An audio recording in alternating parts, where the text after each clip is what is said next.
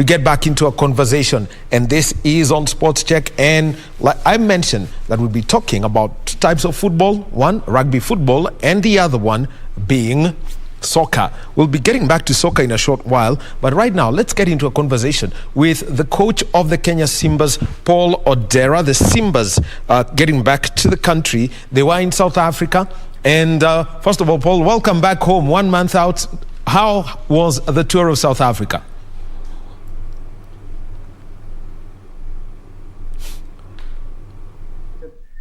Very hard going for the players and also for us as a management team, but invaluable lessons learned, and what an experience for all of us to play at such fantastic venues. Loftus Versfeld, not everyone gets invited to play there. The Free State Stadium, again, those are all iconic venues for South African rugby. But I think the biggest lessons were the rugby lessons that we learned from the field. Well, I'll start with what was, one game Kenyans watched and said, well, there is a big rugby that we watch here in Kenya and in South Africa. It was with the Carling Cup select team. They picked up teams from here of South African club rugby and played against Kenya 15s, basically, and the national team.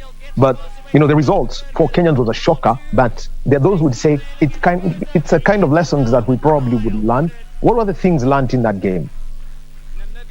Well, I think I know Kenyans always expect the national team to do well. But what you've got to remember is this was full-time professional players who were playing. So we are part-time. I think let's be very honest about the Simbas. There's university students in that team. There are people who hustle, for their daily bread. There are people who are employed. So to put the team together to go and play people who play rugby, eat rugby, dream rugby, think rugby, Monday to Friday for 365 days was not easy. So I think to Kenyans, what I'd say is not to be shocked about the result of this. So if you looked at the game itself, it wasn't bad in terms of what the players gave on the field. So playing that Carling Cup team, I think, was probably the best thing that's happened to the Simbas in terms of our preparations to go to France. Remember, Daniel, the goal and the one goal is to get us to France in 2023. And these are part of the painful lessons, but lessons nevertheless that we have to learn. So from a coaching perspective, I was very pleased by the lessons that we learned there. The pace of the game, the accuracy of the game, the conditioning and fitness. Some teams were used to playing here in Africa, start flagging in that Carling Cup team up to the 80th minute was still going stronger, just in terms of the physical conditioning of the players, the tactical awareness that we played. Anytime we made a mistake tactically, we got punished. Anytime we made a mistake technically, we got punished. We're just punished every time. So as I said, painful lessons, but good lessons nevertheless. Then the next match was against, when you played against Namibia, and that's actually the match that we're looking at, that's on the screens right now. It was a game where in the second half, Namibia just brought out the forwards, the big guys who can push and, move with the ball. What were the lessons there, especially for you and forwards coach Mike Aung after the loss to Namibia in the Stellenbosch Challenge? Yes, we were leading at halftime 24-19.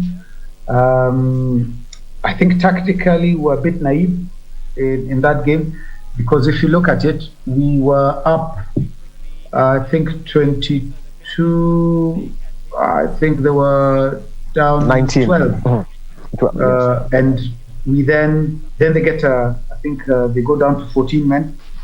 We then make the mistake of taking a quick line out, which we should not have. But again, I give the players a lot of freedom to make decisions on the field. So you rarely see me shouting at players or, telling them what to do. So they chose to take a quick one. But in terms of the tactical appreciation of the match, our lineout was in the ascendancy. Namibia was struggling to contain us in the set piece. Would you believe that a Kenyan side in the 15-a-side version could actually have some dominance over Namibia. But who are doing well? Then Sitana. Yeah, yes, you can continue, Coach. Yeah, then brought the game to 24-15. So that's it. Second half, I think we have to give credit to Namibia. You are right that they were able to put a lot more pressure on us in the and to put a lot more pressure on us in the scrums, but they kicked well. So if you notice, they put in a lot of kicks behind us, nice high contestable kicks. We were not able to deal with those kicks, and then their forwards, of course, were on the front foot and they kept going. We conceded, I think, 4 tries in about 10 minutes in that second half. Michael, our forwards coach, and myself have looked closely at some of the mistakes we made in the set scrum and some of the mistakes we made in the line-out, and you can see that when we played Brazil, we're also quite a strong scrummaging side. We were able to have made some corrections moving into that game. But the lessons learned are that we need our forwards to, if not only dominate, but they have to hold their own, because then this gives us a good platform. Because you saw in the first half, when our forwards were holding their own in our scrum, we were then able to get our backs moving and to give our backs more space. Okay, against Brazil, I've got to say this was an interesting game. It was like what the Swahili would say, nipe ni kupe. Kenya scores, the Brazilians score. Kenya scores, the Brazilians score. Eventually you won. Very much a thin margin like happened in Morocco 3 years ago.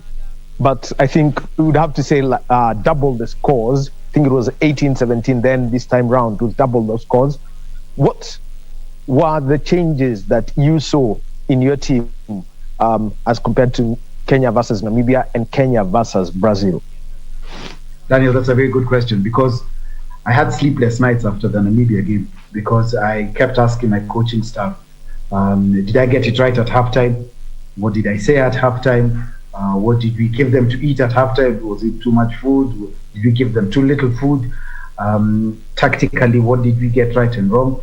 So we didn't want to repeat the same mistakes against Brazil. One thing that we had to change was the training during the week, because before the Namibia game, we were training 3 times a week.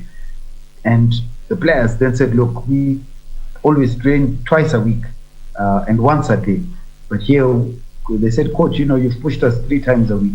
And sometimes as coaches, we also have to admit it when we get things wrong.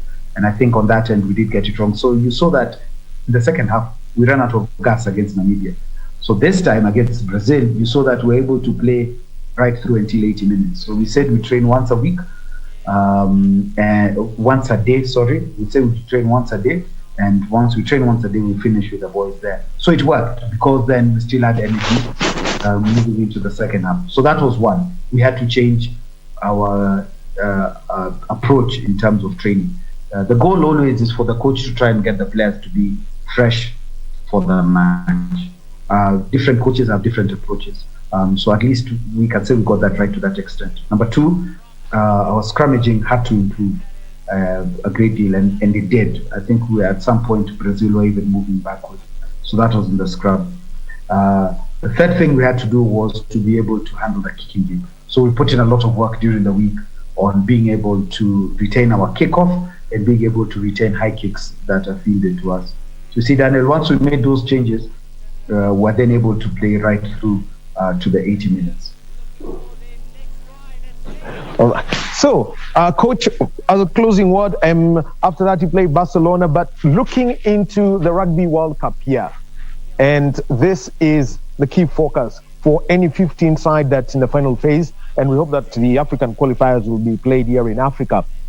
What are the lessons and the communication that you want to send out to the Kenya Cup clubs, all the places where the Kenya Simbas are affiliated, so that the lessons learned trickle down the club system and reflect in the national team? I think it's important that we do have a sit down with Kenya Cup clubs, because that's where majority of the players who are in the Simbas come from.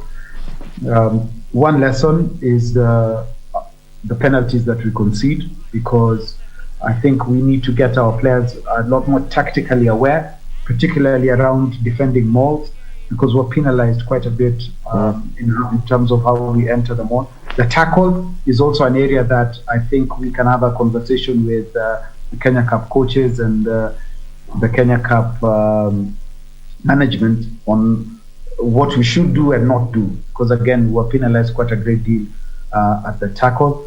And the third one is conditioning, because getting players ready to play, how do we prevent them burning out? Because the good players, who's the ones who the clubs play on the field, can we manage the number of minutes that players play? So those three areas I think would be important for us to have a conversation with the Kenya Cup coaches and the Kenya Cup management, conditioning coaches as well, to see how we can manage the players. I think to the Kenyan fans, as always, we do expect results. I do believe we can get to the World Cup, and we have a very good chance this time of getting to the World Cup. I think we have the right balance of flair with John Ekubuin at 10, power with the likes of John Nyambua and Marco Monsando and Joshua Tisanga, and also creativity. So with that balance, and also the ages are just about right. I mean, we still have very young players like Sifuna at hooker and Sakarin at number 8. But that is the balance that you need, that blend of experience, that blend of youth, and then being able to play the game a bit differently. And I think that balance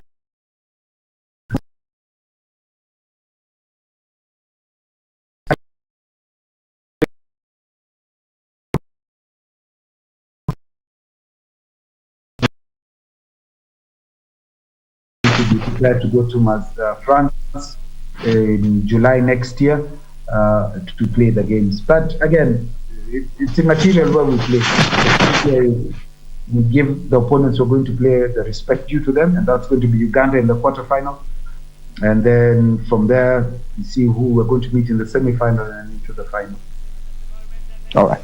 Thank you very much, Paul Odera, coach of the Kenya Simbas. He's back from South Africa, out for a month, where they were there for a series of matches, played against the Carling Cup Select and played the Stellenbosch Challenge and Barcelona, and eventually 2 wins for them, some painful losses, but all the lessons learned on how to even work with the team. Thank you very much, Paul. All the best to the Kenya Simbas.